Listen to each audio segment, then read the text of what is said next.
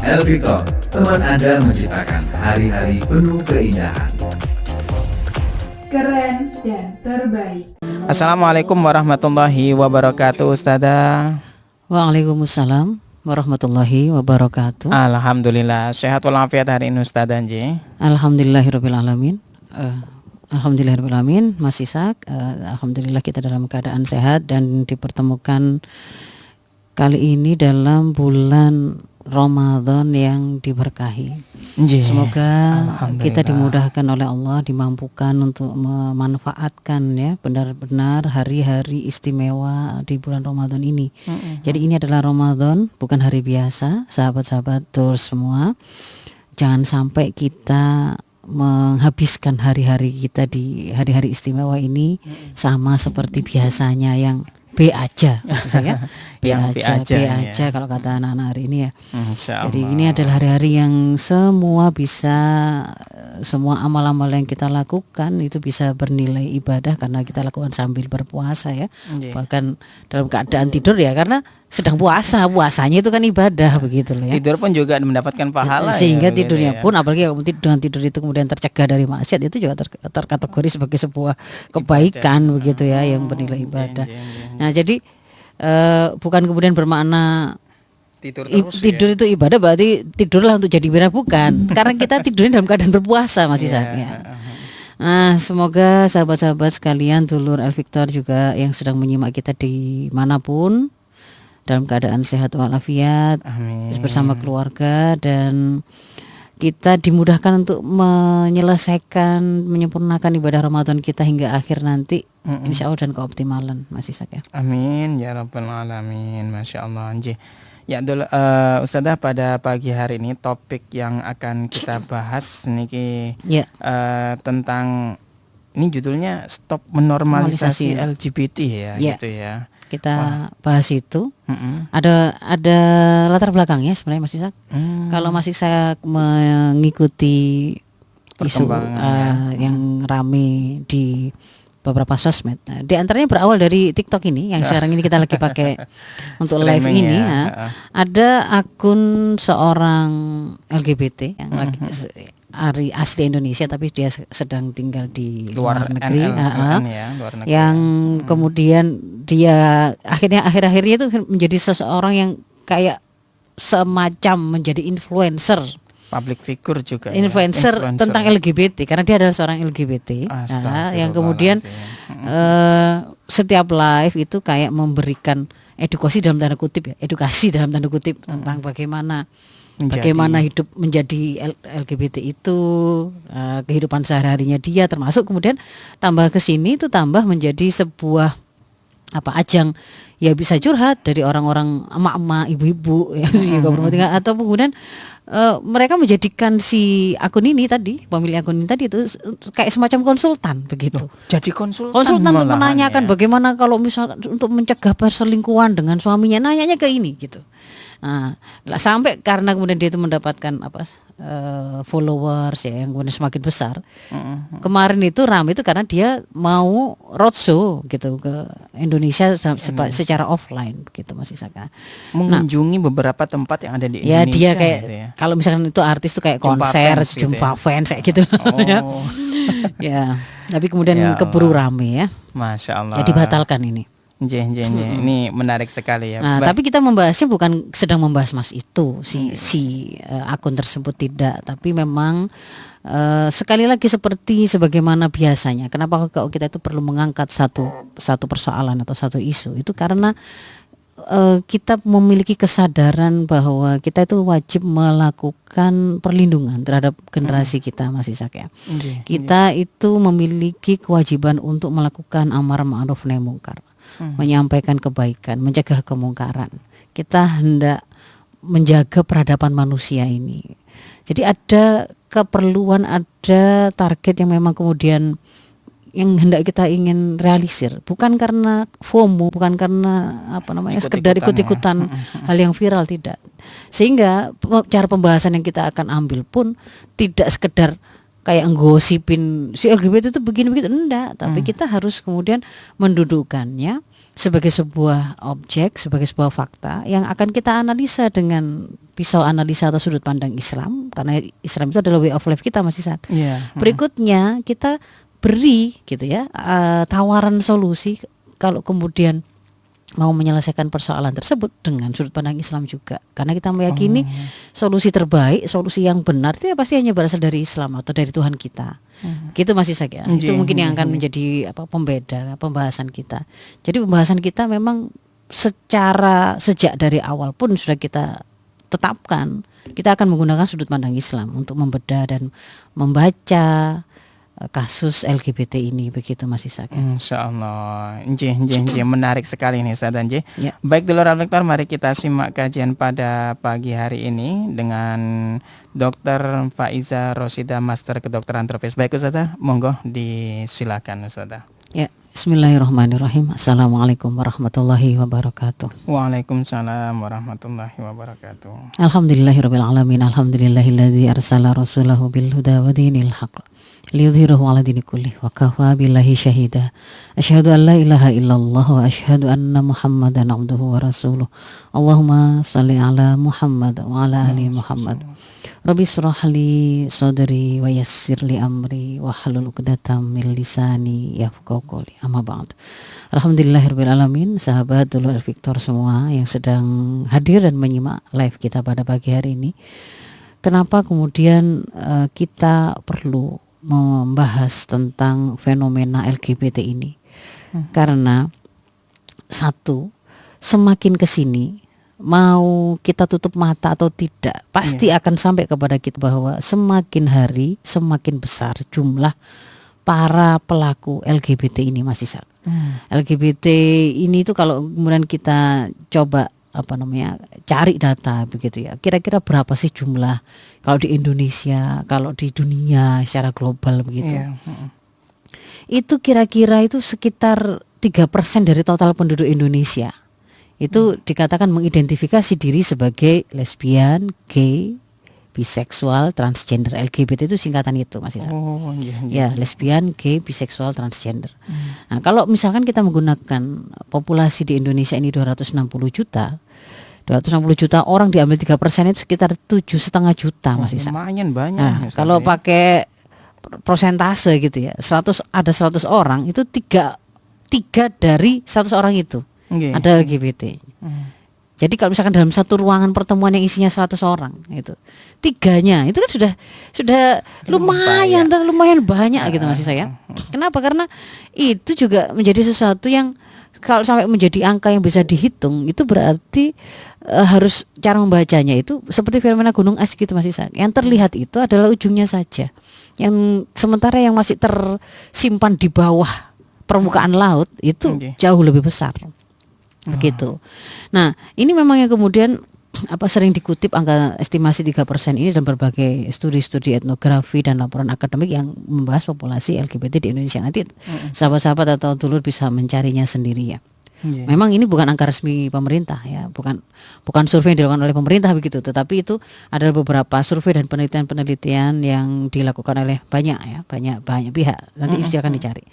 Nah, kalau secara global itu juga dikatakan rata-rata sekitar 3% orang di dunia itu juga secara terbuka mengidentifikasi dirinya sebagai LGBT. 4%-nya itu biseksual. Biseksual itu artinya ya dengan homo, ya dengan hetero. ACDC gitu istilah lainnya dulu masih saya ya dengan kalau ini cowok ya dia dengan cowok ya mau, dengan cewek ya mau gitu. Ya itu biseksual. Kemudian kalau secara kasarnya angkanya itu 5-10% populasi dunia itu masuk mengidentifikasi dalam spektrum orientasi seksual dan gender selain heteroseksual. Karena makin kesini itu LGBT itu tidak sekedar LGBT, masih ditambah lagi LGBTQ, masih ada plus gitu. Banyak, karena maksudnya nanti itu bisa bertambah kok itu. Nah, orientasi seksual itu bisa bertambah. Mereka memang merencanakan begitu ya. Nah, lalu itu dari si angka makin ke sini makin besar. Yang lain lagi, kenapa kemudian kita perlu juga mengangkatnya menjadi sebuah perbincangan yang sifatnya itu terbuka ya ke publik seperti ini Mas Ishak, dalam bentuk edukasi. Karena mereka pun makin ke sini itu juga makin terbuka. Dia tidak lagi menjadi sebuah fenomena yang kayak ditutupi, sembunyi-sembunyi, disimpan. Ketika menyampaikan atau membahasnya itu seperti merasa takut, merasa malu karena melakukan kemaksiatan atau kerusakan. Enggak, gitu ya. Hari ini menjadi isu yang tidak lagi tersembunyi ya. Isu LGBT ini enggak lagi menjadi isu privat yang dianggap itu urusan masing-masing dibahas hanya di kamar-kamar yang tidak ada orang lain yang tahu, tidak. Tapi dia sudah masuk ke media sosial. Tadi seperti saya katakan, sampai ada orang yang dia itu terkenal sampai kemudian diposisikan seperti influencer begitu. Karena jualan LGBT gitu ya. Karena jualan isu LGBT ini tadi, profilnya sebagai LGBT, lalu tips-tipsnya itu berarti kan dia masuk ke media sosial. Namanya media sosial berarti kan terbuka ya Mas. Promo gitu ya. Iya, promo. Secara tidak langsung ya. Kemudian pada beberapa negara, mungkin kalau kita di Indonesia sebenarnya juga sudah mulai masuk, tetapi tidak semua orang bisa tahu bahwa itu adalah konten yang bermuatan pengajaran LGBT. Artinya apa? Masuk dalam kurikulum pendidikan. Kurikulum pendidikan. Misalkan ketika pada tahun berapa itu ya, 2024 atau 2024 atau 2023 ya, kampanye pada waktu PBB itu mengeluarkan kampanye Hari Seks Sedunia itu ya.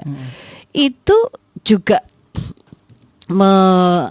di antara bahan kampanyenya itu adalah mengatakan bahwa karena yang namanya kebebasan seksual dan kenikmatan seksual itu adalah hak asasi ya. Konsen itu penting, maka di situ tuh sesama jenis pun atau tidak, atau kemudian hanya mencari kesenangan atau kenikmatan dengan swa itu berarti kalau bahasa jadi dia itu kayak melakukan onanika atau ya, jadi dia melakukan perangsangan terhadap dirinya sendiri begitu lah ya. Nah, itu juga dijadikan sebagai konten edukasi. It's okay begitu.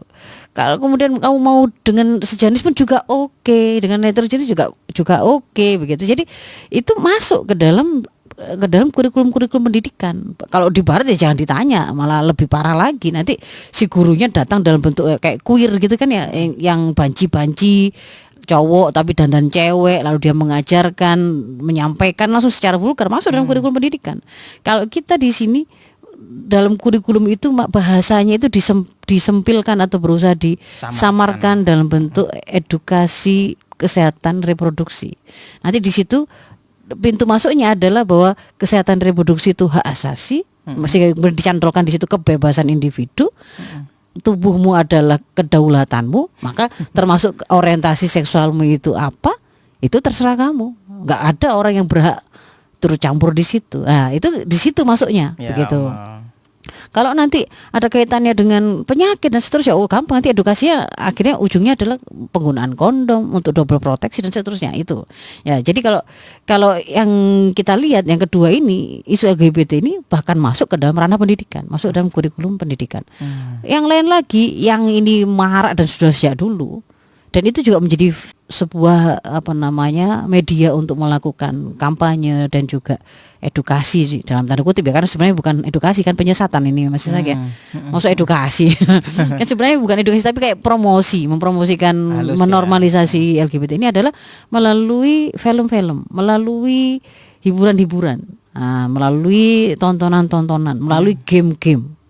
Melalui game-game, tontonan. Kalau hari game ikut masuk di situ, iklan-iklan gitu ya. Kemudian mulai berani lagi mereka masuk ke dalam regulasi kebijakan. Itu kan juga kita sudah temukan sekitar lebih dari puluhan negara di dunia sudah mulai memiliki aturan untuk melegalkan LGBT begitu kan ya. Ya Allah. Kemudian bahkan masuk ke dalam ruang-ruang keluarga ya. Jadi itu bahkan kalau misalnya kita di sini hari ini ternyata juga masuk ke dalam praktek-praktek ruang-ruang pendidikan gitu ya. Bahkan ruang pendidikan yang itu bernuansa religius. Kasus-kasus yang kita temukan, kasus LGBT ternyata kok di kalangan sekolah ya, sekolah agama tertentu dan seterusnya. Itu juga menunjukkan ada juga sebuah upaya yang sifatnya itu sebenarnya sistematis, disengaja, memang bahkan ada kayak semacam sekolah ataupun sekolah agama yang nginep itu ya, yang berasrama itu yang kemudian sebenarnya menjadi kamuflase orang-orang bejat ini untuk merekrut calon-calon korbannya gitu ya. Bisa dibayangkan kan kalau anak-anak lemah, jauh dari orang tua, jauh dari walinya, lalu kemudian ini dikuasai oleh para guru-guru yang mereka itu bejat itu. Akhirnya kan menjadi sesuatu yang sangat mudah menjatuhkan mereka pada kerusakan yang sama. Dan memang Mas Ishak yang mereka inginkan menyengaja menyasar anak-anak itu karena ada tujuan dan ada kepentingan yang tersendiri, Mas Ishak. Paling tidak yang pertama, kenapa kok mereka itu akhirnya memang senang menyasar anak-anak. Jadi bukan sekedar dengan orang dewasa loh ya, tapi memang ngejar anak-anak. Anak-anak mulai anak-anak kecil ya, anak kecil memang masih anak, belum balik ya. Anak-anak laki yang kelihatan sudah 7 tahun, 8 tahun ya. Pokoknya sudah kelihatan anak laki gitu ya. Bukan yang bayi ya. Itu anak sekolah itu akan mereka sasar. Ada kalanya kan dengan diiming-imingi pemberian yang sangat remeh, jajan, bakso, es dan seterusnya. Jadi kenapa kok mereka itu menyasar anak? Yang pertama ini bejatnya itu ya, karena memang mereka merasa anak-anak itu lebih nikmat bagi mereka. Ya, jadi kan kelainan orang-orang homoseksual itu kan mereka melakukan tindakan atau perilaku seksualnya itu kan melalui jalan belakang. Ya. Ketika kemudian itu kan sebenarnya ada kayak semacam sphincter atau kayak klep gitu Mas Ishak, yang akan membuat jadi anus manusia itu tidak akan jebol, tidak akan membuat kotornya ada di dalamnya itu keluar gitu kan. Tapi ketika dia itu biasa dimasuki dengan kelamin manusia yang itu bukan tempatnya di situ, lama-lama kan itu kan dol ya. Nah, sebenarnya para homoseksual seperti ini tadi itu sebenarnya mereka itu banyak yang sudah jebol ininya itu Mas Ishak, anusnya itu. Sehingga kalau misalkan BAB-nya itu merembes dan seterusnya harus pakai pampers itu banyak. Nah, mereka mencari yang bagaimana? Ya anak-anak itu dalam rangka untuk nyari yang ibaratnya kayak perawan begitu. Yang katanya kemudian itu lebih nikmat dan seterusnya bagi mereka. Jadi memang mereka mengejar itu satu. Lalu yang kedua, membujuknya, memanipulasi anak itu lebih mudah. Ya kan? Kalau kemudian mau membujuk orang dewasa sulit. Apalagi jelek, miskin misalnya begitu ya, kan ya gak mudah. Tapi kalau kemudian anak-anak tadi, bahkan kemudian tukang bakso keliling bisa dia itu kemudian memperkosa anak yang ditawari bakso 1 mangkok karena saking nggak ngertinya, mudah diperdaya. Tukang becaknya yang jualan es di depan sekolah sampai seperti itu kan, kasus-kasus itu ya. Paman atau kemudian keluarga dekat ya, yang ketika anak itu sendirian di rumah. Nah, itu lebih mudah bagi mereka untuk kemudian menyasar atau menjadikan mereka sebagai korban. Yang kedua lebih murah, Mas Ishak. Lebih murah harganya gitu. Lebih murah harganya. Nah, kalau para gigolo, mereka beli gigolo, maksudnya PSK yang laki-laki gitu. Itu kan ada harganya. Nah, ada harganya. Ada harganya tuh maksudnya kan ya tentu saja itu mereka jualan begitu ya. Nah, tapi kalau kemudian anak-anak ini itu kan meskipun harganya cukup murah lah, coklat kah, permen kah, apa ya.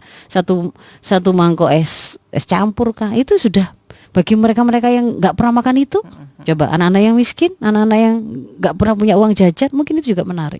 Pada kondisi yang lebih lanjut, apalagi sampai kemudian HP gitu ya. Wah, itu kalau kemudian atau dikasih yang lain-lain yang lebih gitu ya. Mahal. Jadi ya karena anak-anak tadi itu sudahlah mereka belum memiliki kemampuan berpikir yang sempurna, tentu lebih mudah dibohongi, dimanipulasi, lebih murah untuk mendapatkannya. Yang keempatnya itu Mas Ishak, nyasar anak-anak ini, keuntungannya bagi mereka itu bagian dari mereka melakukan sebuah memperpanjang umur LGBT ini di dunia eksistensinya. Karena kan anak-anak itu yang mereka itu sebelumnya belum pernah mengenal yang namanya kelezatan dari aktivitas seksual. Ketika kemudian pertama kali ketika dia itu dijadikan korban, mereka itu tidak sekedar dipaksa atau dijadikan korban yang kemudian Anda bayangkan itu, dulu Victor atau sahabat-sahabat sekalian itu bayangkan, oh berarti dia nanti itu akan kesakitan sejak, enggak, tapi akan dipuaskan, Mas Isan. Jadi dipuaskan sampai mereka, si anak-anak yang polos ini merasakan kenikmatan aktivitas seksual itu, yang itu menjadi memori pertama yang mereka kenal, karena sebelumnya kan tidak pernah ada. Nah, ketika itu sudah menjadi kayak semacam template awal yang dia kenal setelah sebelumnya dia tidak pernah mengenal tentang aktivitas seksual dan kenikmatan seksual, maka itu akan memberi jejak yang ibaratnya kayak investasi jangka panjang, Mas Ishak. Ya Allah. Ya, jadi mereka akan kayak memiliki kader dengan cara itu. Maka ini tuh memang benar-benar rusak gitu loh, Mas Ishak ya. Jadi ini sesuatu yang memang harus kemudian kita perhatikan begitu. Nah, dikatakan di dalam judul kita stop menormalisasi LGBT. Apa yang kemudian kita maksudkan dengan menormalisasi di sini? Yang dimaksudkan dengan menormalisasi itu adalah ketika kita memposisikan satu kemaksiatan, satu kejahatan, satu kesalahan itu sebagai sesuatu yang normal atau kita anggap biasa. Nah, ini ya. Sesuatu kita anggap biasa, bahkan kita jadikan sebagai lelucon atau sebagai sebuah komoditas, atau itu kan cuma buat lucu-lucuan gitu. Itu buat lucu-lucuan. Itu yang kemudian disebut dengan menormalisasi itu ya di situ itu. Nah, kalau kemudian kita bicara bagaimana bentuk-bentuk normalisasi yang hari ini kemudian muncul atau dilakukan oleh orang-orang tanpa kemudian mereka sadari mereka berarti sudah sedang melakukan normalisasi itu. Yang pertama adalah mereka masih kalau hari ini misalkan mendiamkan, ya kan? Mendiamkan ada dia tahu, dia tahu di kayak itu tadi ya, ada konten si akun itu tadi terang-terangan dia mengatakan kalau dia itu punya pasangan itu suaminya itu cowok, padahal dia cowok. Berarti kan dia menormalisasi. Ya, bukan kemudian dia maksudnya dia itu menyampaikan bahwa dia itu kan kayak pengumuman kalau saya adalah seorang gay. Tapi kemudian cara kita berkomentar terhadap kalimat tersebut itu adalah ada yang kemudian malah mengapresiasi kejujurannya, kemudian mendukung, pokoknya tetap jadi baik, misalnya begitu ya. Atau kemudian berkomentar, Mas ini tuh atau Kak ini tuh lucu ya, meskipun dia itu seorang LGBT, tapi ketika dia itu menyampaikan edukasinya tuh nggak kemudian ngajari untuk menjadi seperti dia kok. Nah, misalnya begitu ya. Jadi ada yang kemudian bentuk-bentuk yang seperti itu. Dari sisi yang paling ringan sekalipun, misalkan ketika ada orang yang kayak laki berdandan cewek, lalu memuji, kita memuji cantiknya, saya kalah sama Mas Syaril dalam berdandan, misalnya begitu. Nah itu kalau dalam LGBT tadi itu masuk ke dalam yang transgender itu, Mas Isan. Jadi kan kalau L itu lesbian itu cewek suka sama cewek, gay itu berarti cowok sama cowok, B itu biseksual itu berarti ya ACDC tadi cowok-cowok ya oke. Kalau transgender itu gampangannya itu seseorang yang dia itu merasa terjebak di tubuh yang berbeda dengan gendernya. Jadi dia itu merasa cewek tapi tubuhnya cowok. Atau dia tuh cowok, dia itu merasa dia itu cowok tapi tubuhnya cewek. Nah, sehingga kan jatuhnya karena dia itu merasa cowok atau itu punya cewek, dia akan berusaha tampil menjadi seperti seorang cowok. Jadi kelihatannya cewek yang tomboy. Atau sebaliknya, kalau dia itu adalah merasa cewek padahal badannya cowok, dia mungkin akan berdandan ala cewek, kan begitu, melambai, bahkan sampai operasi dan seterusnya. Nah itu yang namanya transgender. Jadi maka di situ tuh terlibat, termasuk di dalam ketika kita membahas tentang LGBT ini, kalau pakai bahasa syariat Islam itu meliputi ada liwat itu berarti homoseksual atau sodom, itu kaum sodom itu. Lalu sihak itu lesbian, itu cewek yang kemudian hubungan sesama cewek. Lalu membahas juga tentang tasyabuh penyerupaan laki-laki dengan perempuan atau perempuan pada laki-laki. Semua itu ada pembahasannya begitu Mas Isan. Dan dalam Islam baik itu liwat, baik itu sihak, baik itu laki menyerupai perempuan dan perempuan menyerupai laki-laki, itu semuanya hukumnya adalah haram, Mas Isan. Amrod juga ya termasuk ya. Kenapa? Banci juga termasuk. Banci, iya. Banci bermakna apa? Kalau maknanya itu adalah hermafrodit secara biologisnya. Ternyata dia terlahir dengan memiliki 2 kelamin misalkan. Itu lain, Mas Isan. Itu biologisnya memang ada organ yang itu baik laki maupun perempuan, tapi biasanya mesti salah satu ada yang lebih dominan. Diunggulkan. Pasti ada yang lebih dominan. Nah, yang kayak begitu itu yang dihukumi banci itu. Yang hukum banci itu sebenarnya dalam syariat itu kodok ya. Dia tidak akan dihisap atau disiksa karena dia itu menjadi banci yang terlahir itu tadi, enggak. Kalau dia posisinya kalau dalam sholat, nanti kalau banci mengimami perempuan, kalau banci menjadi makmumnya laki-laki itu ya. Itu sesuatu yang diakui, faktanya ada. Tapi yang kita bahas tadi itu enggak. Memang dia laki dibuat ya. Laki tulen, suka laki tulen. Perempuan tulen, suka perempuan tulen. Laki tulen ngerasa jadi cewek gitu loh. Pengen jadi cewek. Cewek tulen pengen jadi cowok. Nah, itu yang kita bahas ya, bukan yang hermafrodit tadi begitu. Nah, tadi kita sudah sampai tiga-tiganya tadi merupakan satu keharuman ya, satu keharuman. Itu sangat jelas keharumannya itu, Mas Isa. Kalau kemudian kita bicara tentang perilaku liwat ya, itu silahkan nanti sahabat-sahabat membukanya di salah satu ayat saja yang saya ambilkan ya. Misalnya Al-A'raf ayat 80 sampai 81. Di situ itu sedang menceritakan kisah kaum Lut ya. Kisah kaum Lut yang oleh Allah itu diberi sebuah pakai diksi itu, pakai diksinya itu kan, kok kalian itu loh, kenapa mengerjakan sesuatu perbuatan yang fahisyah? Ada kata-kata fahisyah. Ya, idh qala liqaumihi atatuna al-fahisyah. Ya, jadi kalian itu melakukan pekerjaan atau perbuatan fahisyah yang belum pernah dilakukan oleh seorang pun sebelum kalian itu di muka bumi ini. Nah, itu di situ berarti kan ada fahisyah itu kan artinya itu kan perbuatan keji, Mas Isa. Keji, buruk, jelek sekali. Artinya ketika kemudian itu dicela begitu, itu menunjukkan itu adalah sesuatu yang dilarang kan. Dan orang-orang yang seperti itu ya, kalian itu mendekati kaum laki-laki untuk memenuhi nafsumu, bukan kepada istri-istri min dunin nisa ya. Bal antum kaum musrifun. Di situ pakai kata-kata bahkan kalian itu adalah kaum yang musrifun. Musrifun berarti dia melampaui batas ya kan. Dia melampaui batas. Jadi ada fahisyah, ada musrifun, itu menunjukkan ini sebuah hal yang terlarang, yang dicela begitu. Di surat Asy-Syu'ara 165 sampai 166 juga nanti silakan dilihat. Di situ juga dengan jelas Allah kemudian mengatakan bahwa mengapa kamu mendatangi laki-laki di antara manusia dan kamu tinggalkan apa yang sudah diciptakan oleh Allah untukmu, yaitu istri-istrimu. Berarti kan memang ditunjukkan oleh Allah bahwa yang diciptakan untuk mereka menjadi pasangan bagi mereka itu adalah istri-istri mereka, kan begitu. Nah, di situ juga kemudian ditutup dengan bal antum qaumun adun di situ ya. Bahkan kalian itu menjadi kaum yang adun, sama adun itu juga melampaui batas, melampaui dari apa yang ditetapkan oleh Allah. Berarti satu pelanggaran.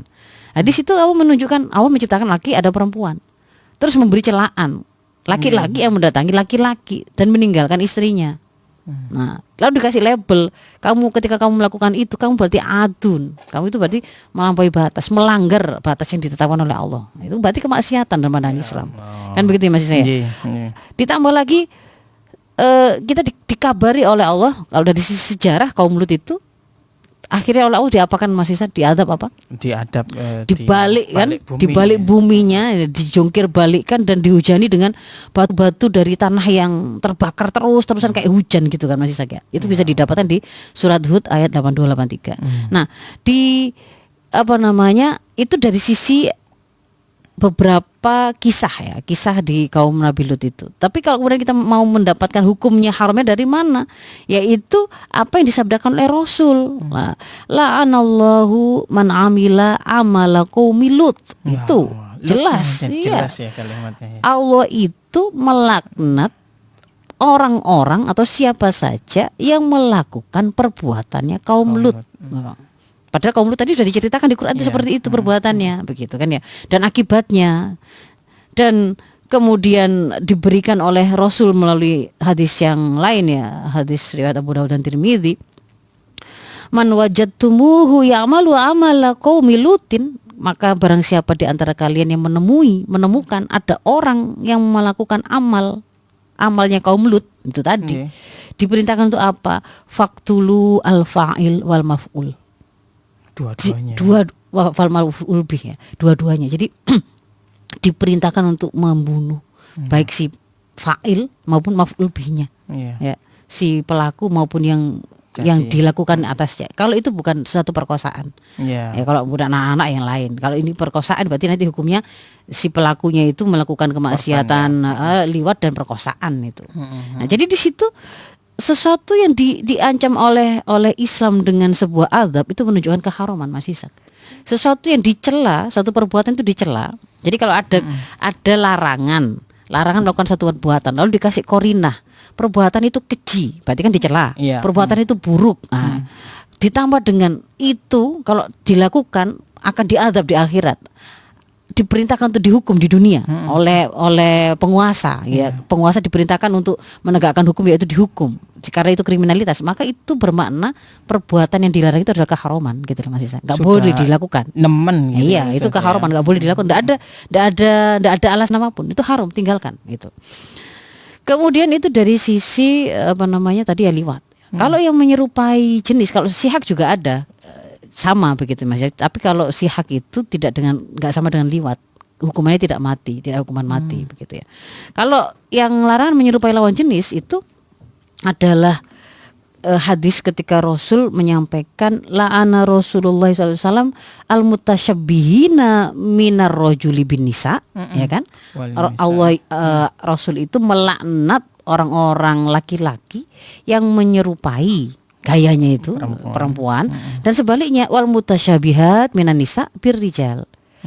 Perempuan-perempuan yang itu niru-niru laki-laki baik dandanannya, stylenya, semuanya. Nah, itu nggak boleh begitu. Ini menjadi dasar dari larangan perilaku transgender itu tadi, yang transgender tadi ya, yang menyerupai, yang merasa tubuhnya terjebak dalam dirinya terjebak dalam tubuh yang salah tadi itu. Nah itu, nah bentuk-bentuk kemudian normalisasi yang sebenarnya tadi kan saya katakan normalisasi itu artinya apa? Kita tahu itu sesuatu yang haram, itu sesuatu yang salah, itu sesuatu yang membahayakan, itu kriminalitas, tapi justru kemudian kita malah menganggapnya nggak apa-apa atau mewajarkannya normal, atau membolehkannya. Nah, atau sesuatu yang normal untuk dilakukan. Nggak boleh. Nah, bentuk normalisasi yang seperti apa yang kemudian hari itu sering terjadi tapi jarang disadari oleh kaum muslimin. Ini perlu kita detilkan satu-satu supaya ternyata saya pernah melakukan kan begitu Mas ya. Yang pertama, ketika kita ikut-ikut mengatakan itu hak asasi manusia. Itu hak asasi masing-masing urusan itu. Yang penting orangnya baik. Itu hak asasi dia, itu urusan dia dengan Tuhannya. No. Kita sudah tahu tadi, sudah diberitahu oleh Islam. Itu keharaman dalam kehidupan di dunia. Itu kriminalitas, berhak untuk dijatuhkan sanksi dalam rangka penjagaan masyarakat. Di akhirat dijanjikan oleh Allah akan ada azab. Maka kita tidak boleh mengatakan itu hak asasi dia. Meskipun itu hak asasi dia memang memilih untuk diazab, meskipun begitu nggak boleh ada kalimat-kalimat yang mengatakan bahwa itu seolah-olah kalau itu haknya dia berarti terserah dia. Ya Enggak. Iya. Kecuali kalau dia itu urip-urip karepe dhewe gitu ya, menciptakan dirinya sendiri, keluar dari batu, dia hidup tidak butuh Allah yang menciptakannya, makan minum udara yang dia itu menyiapkan sendiri. Ya silakan kalau mau maksiat. Kan kalau Imam Ibrahim bin Adham ya, yang ketika ditanya minta nasihat supaya tidak maksiat. Ya kalau mau maksiat itu cari tempat yang Allah tidak tahu. Yang menciptakan kamu ini, yang memiliki dunia dan menciptakan dunia seisinya ini nggak tahu, nggak tahu kamu. Kalau kamu bisa nafas nggak pakai oksigennya Allah, makan nggak pakai rezeki yang diciptakan oleh Allah, silakan maksiat begitu. Tapi nek terus badannya dia ada atau dari tidak adanya, dia bisa makan minum air yang dia makan, makanan yang dia makan, tenggorokan yang ada pada dirinya, usus dan seterusnya, itu Allah yang menciptakan. Mau sombong nantang begitu.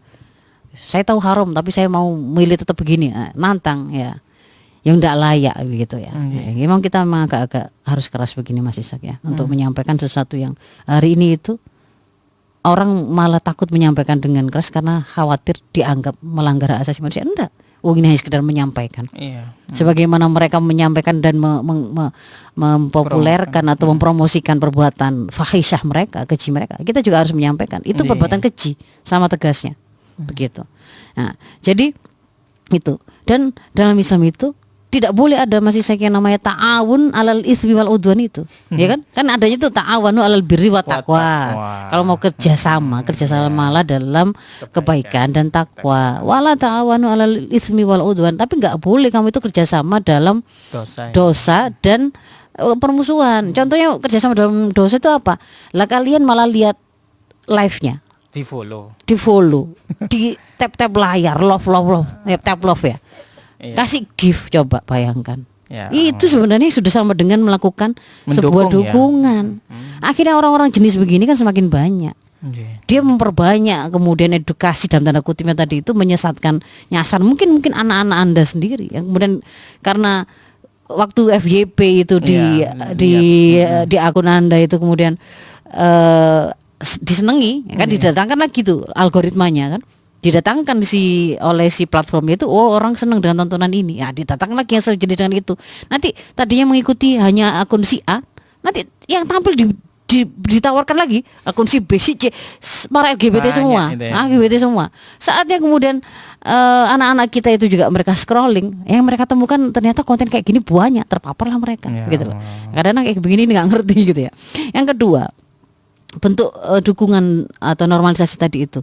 Mendukung kampanye atau simbol misalkan kan simbolnya pelangi, atau ada hari tertentu itu adalah perayaan Pride itu kampanye Pride, ikut ada yang sengaja berangkat itu ke Amerika begitu kan ya, datang lalu pakai bendera pelangi itu, ikut kampanye, posting dengan kebanggaan. Nah kalau Anda Muslim, saya ingatkan, kalau kalian bukan orang yang yakin bahwa ada Allah yang menciptakan kalian, ya saya tidak ngurus gitu ya. Ini bukan nasihat untuk mereka-mereka yang tidak meyakini ada Allah. Karena yang kita sampaikan adalah firman-Nya Allah. Yang menciptakan kita, yang menciptakan Anda, menciptakan saya, kan begitu. Yang kemudian dalam penciptaan itu ada misi yang Dia tetapkan. Kita diciptakan adalah untuk beribadah kepadanya. Nah, ini kalau kemudian pakai simbol-simbol itu dengan kebanggaan, ikut mengkampanyekan, sama dengan mendukung sebenarnya. Itu bentuk normalisasi. Lalu yang ketiga, bentuk normalisasi yang lain itu ketika kita ikut-ikutan menarasikan cinta itu netral. Cinta itu fitrah, bahkan pakai bahasa begitu. Cinta itu suci ya maksud saya. Cinta itu suci, cinta itu netral, cinta itu karena dia itu suci berarti bebas gitu loh, terserah. Memang itu kayak bawaannya manusia, enggak ada. Jelas-jelas kalau kita baca Ar-Rum 21 gitu, Allah juga berfirman, wa min ayati an khalaqalakum min anfusikum azwaja, ya kan? Di antara ayat-ayat atau tanda-tanda kekuasaan Allah itu, Allah menciptakan dari jenis kalian. Ini yang dipelintir oleh mereka itu. Dari jenis kalian itu berarti saya kan jenis laki-laki. Berarti dari jenis laki-laki itu pasangan gitu. Padahal itu tidak ada kemudian makna seperti itu yang dimaksudkan. Min anfusikum itu jenis manusia. Jadi pasangan kita kalau kawin untuk membuat perkembangbiakan manusia, keturunan itu tetap ada, itu menikahnya kawin itu dengan sama manusia, bukan dengan monyet, bukan dengan kuda gitu loh maksudnya itu. Min anfusikum itu.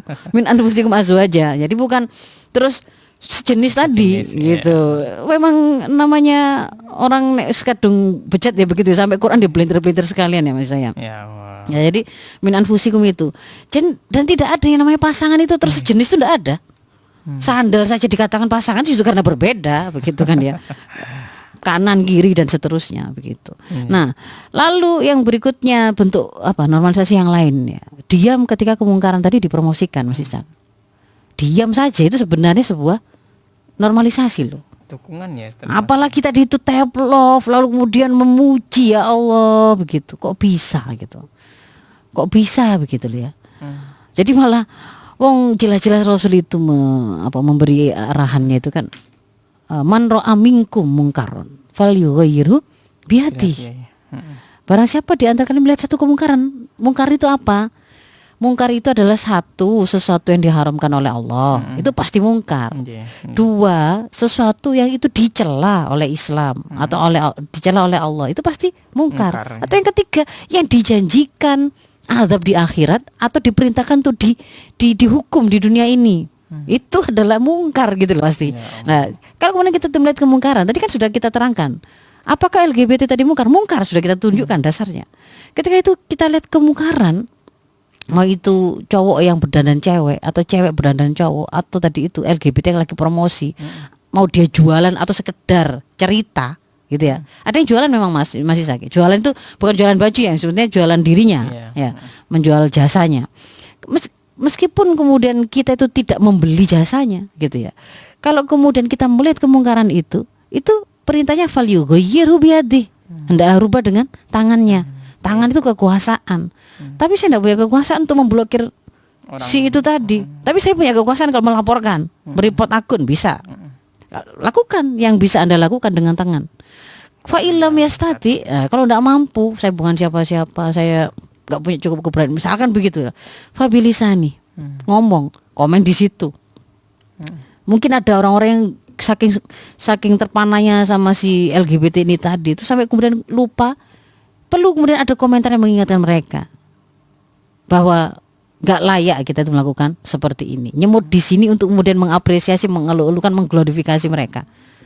Setelah itu kita tinggalkan arena tadi, live-nya tadi misalkan. Di situ kan dia berarti sudah menyampaikan secara lisan maupun tulisan ya. Kalau fa illam yastati fa biqalbi. Kalau nggak mampu juga mau komentar juga nggak berani, nggak bisa nulis atau nggak bisa ngomong, mungkin bisu atau nggak punya ilmunya misalnya begitu ya misalnya. Fabi kolbi, maka harus tetap terpelihara, terjaga dalam hatinya itu ketidaksetujuan. Karena kalau sampai tidak setujunya itu hilang, jadi ridho, jadi tidak apa-apa, jadi ikut menikmati, merasa lucu. Nah itu. Di situ bahayanya. Wadzalika adzabul iman. Jadi memelihara kebencian, memelihara dalam arti tidak setuju dengan perbuatannya ya. Itu sesuatu yang harus tetap ada. Begitu Mas Ishak ya.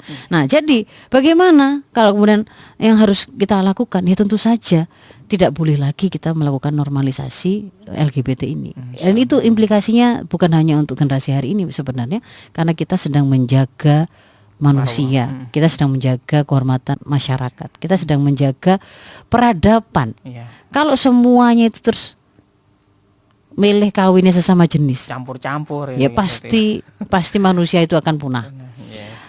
Ada anak punya orang tua laki-laki, dua bapak, dia juga bingung, kok bisa saya lahir dari siapa? Dua bapak bisa, satunya disebut sebagai ibu, satu sebagai bapak, padahal dua-duanya laki-laki. Nah, kayak begitu itu. Membuat sebuah kebingungan pada anak-anak kita, generasi muda kita. Mungkin itu dulu ya Mas saya. Kita iklan dulu ya.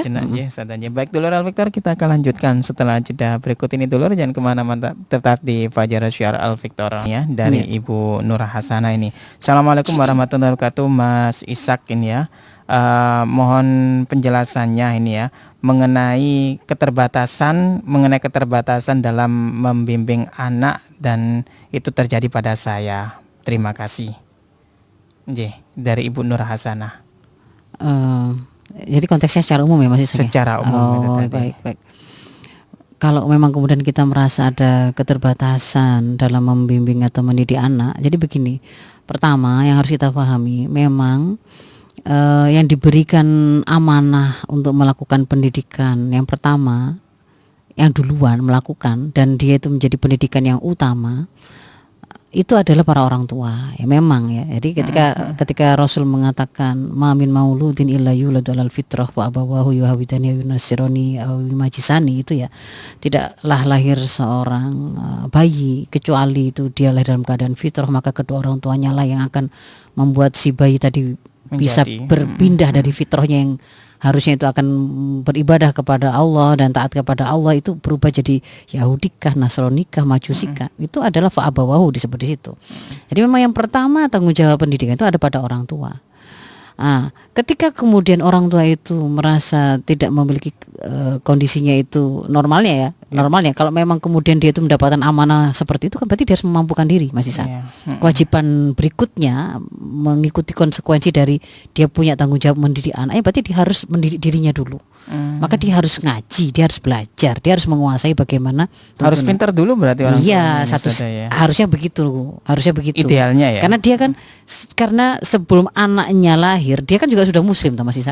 Muslim itu ketika dia itu mengikrarkan dirinya saya itu adalah muslim, dia konsekuensi keimanannya wajib terikat pada syariat. Walaupun terlambat misalkan Mu'alaf sekalipun, ya kan? Misalkan mu'alaf sekalipun, maka kan dia wajib untuk supaya bisa terikat kepada syariat, dia harus belajar, kan begitu kan ya. Seringkali saya sampaikan belajarnya yang mana, kalau memang itu kemudian sudah kadung banyak hal yang tidak diketahui, begitu kan ya. Itu kan sering saya kasih usulan atau tipsnya itu, kalau dari sisi urutan begitu ya, dari sisi urutan kalau terkait dengan syariat yang mana yang mau saya pelajari dulu, sesuaikan saja dengan apa yang kemudian akan menjadi amal terdekat Anda, begitu. Ya kan? Kalau akidahnya sudah lalu mau terikat kepada syariat tapi nggak ngerti, ilmunya masih kurang banyak, sekarang mau beramal tentang apa? Anak saya masih kecil-kecil, atau saya mau melahirkan, atau saya mau menikah, ya apa yang kemudian mau diamalkan? Karena kita itu disuruh terikat kepada syariat itu saat beramal, gitu Mas Isa. Jadi cukup yang mau diamalkan itulah diketahui, diilmui. Cukup itu. Saya mau menikah gitu ya. Boleh nggak sih pacaran? Oh, nyari dulu, tanya ke Islam, cara bergaul dalam Islam, bagaimana kemudian yang dibolehkan untuk menikah, kan begitu. Di dalam pernikahan itu ada hak suami dan istri seperti apa? Saya belajar itu, kan begitu. Saya mau melahirkan, wah, mau punya anak, bagaimana jaga kehamilan? Di situ bertanya, nanti kalau punya anak ada kewajiban apa? Gak usah belajar sampai yang nanti kalau dia sudah umur 15 tahun kedua, belum, karena anaknya masih mau lahir, gitu loh, masih ada proses gitu ya, ada kesempatan. Masya Allah. Jadi tetap wajib belajar. Kalau kemudian sembari karena kita itu belajar itu membutuhkan waktu, sementara ini amal sudah di depan mata, sama-sama boleh hadirkan guru lain, gitu loh. Jadi sambil kita itu menghadirkan guru lain untuk ngajari anak kita, kita juga belajar bersama mereka. Itu dibolehkan karena kita tadi yang memilih untuk menghadirkan guru-guru tersebut. Jadi kita bukan kemudian menyerahkan atau melepaskan tanggung jawab mendidik anak, tapi karena kita tuh meyakini dan memahami bahwa ya saya bertanggung jawab atas pendidikan anak saya, tapi karena saya tidak mampu, maka saya harus nyari orang yang mampu. Tapi itu pun juga tidak bermakna lalu saya serahkan pasrah, itu tidak boleh, gitu ya. Jadi ya begitu. Tetapi kemudian yang berikutnya masih anak-anak kita itu kan tidak hanya ada dalam lingkup yang menjadi area kekuasaan kita. Kalau yang seperti itu hanya pada usia mereka paling 7 tahun pertama, begitu ya. Ketika kemudian 7 tahun kedua yang oleh para ulama disebutkan itu adalah usia mumayyiz, dan itu adalah usia siap anak-anak untuk lebih duduk dengan lebih rapi, untuk lebih disiplin dalam sistem pendidikan yang lebih terstruktur. Itu diperkenalkan dan boleh diperkenalkan dan guru-guru lain. Maka di situ kita bicara sistem pendidikan kan. Sistem pendidikan itu yang mengelola, yang menerapkan negara. Jadi di situ memang ada unsur negara sebagai penerap aturan syariah tentang sistem pendidikan. Di dalam mendidik anak itu juga melibatkan sistem media, Mas Ishak. Kayak tadi itu, sosmed jangan jadi ajang untuk mengajarkan mempromosikan kemaksiatan. Sistem media yang menetapkan juga negara, yang mengatur juga negara. Kalau ada yang kemudian melakukan kekeliruan, ada yang mempromosikan, yang itu kemudian berarti melakukan kemaksiatan, dihukum negara yang menghukum. Jadi di situ ada unsur pelaku pendidikan itu ya orang tua, ya masyarakat, ya negara. Nggak bisa semuanya, nggak bisa semuanya kalau mau diambil alih oleh orang tua, nggak akan sanggup. Gitu misalnya. Saya tutup ya misalnya kembali, semoga tadi itu Ibu tadi dimudahkan untuk mendapatkan ilmu-ilmu kemampuan yang dibutuhkan untuk mendidik anak kita. Tetap yakin, tetap optimis, insya Allah akan Allah mudahkan. Untuk teman-teman yang mendengar tadi hari ini, yang Anda itu sedang dalam keadaan bermaksiat, menjadi pelaku LGBT, apa yang kemudian kita sampaikan tadi itu adalah bentuk cinta kita kepada Anda. Dakwah itu adalah ungkapan cinta Mas, untuk mengingatkan Anda supaya tidak jatuh terjerumus sampai kemudian mati nanti itu di akhirat lalu menghadap kepada Allah nggak sempat taubat begitu. Meskipun sudah punya dosa segitu besarnya, masih ada kesempatan taubat. Allah itu Maha penerima taubat. Bertaubatlah. Jangan diterus-teruskan. Kecuali Anda itu tadi tidak diciptakan oleh Allah, tidak dipelihara oleh Allah, hidup tidak dengan nikmat-nikmat diberikan oleh Allah. Terserah kalau kayak gitu ya. Gitu. Mungkin itu saya mohon maaf, semoga yang hari ini bermaksiat itu segera melakukan tobat.